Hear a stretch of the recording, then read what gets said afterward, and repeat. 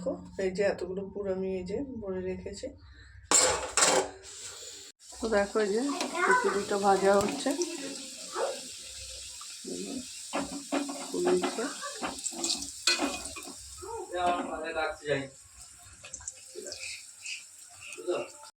তো চলো একটা কচুরি তোমাদের ছিঁড়ে দেখাচ্ছি।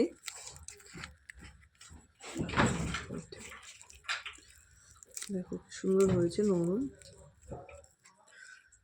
গরম ধোয়া উঠছে। এই দেখো পুরটা দেখো, এত গরম খাবো কি করে।